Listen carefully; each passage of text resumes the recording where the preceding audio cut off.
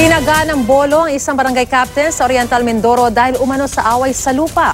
6 naman ang patay sa magkahiwalay na motorcycle accident sa Bohol at Laguna. Kabilang ang batang babaeng 6 na taong gulang sa 3 sakay ng motorsiklo na namatay matapos bumangga sa truck sa Alicia, Bohol.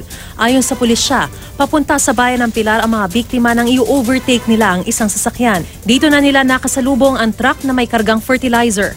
Inaresto ang driver ng truck na mahaharap sa reklamong reckless imprudence resulting in multiple homicide. 3 rin ang patay sa Victoria, Laguna matapos sumalpok ang 2 motorsiklong sinasakyan nila sa isang pampasaherong jeep. Ayon sa pulisya, nag-uunahan ang mga biktima nang makasalubong nila ang jeep. Sumuko ang driver ng jeep. Kinain-anya ng 2 motorsiklo ang kanyang lane kaya nakabangga ang mga ito.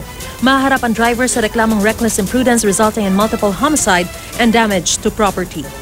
Sa Pinamalayan, Oriental Mindoro, patay ang isang barangay captain matapos tagain ng isang lalaki. Dead on the spot si Joel Fontesilia ng Barangay Ranzo. Base sa investigasyon, nagkasagutan ng biktima at ang suspect na si Ronnie Malakas dahil sa away sa lupa. Dito na raw tinaga ng bolo ng suspect ang biktima. Nahuli naman ng mga rumesponding pulis ang suspect.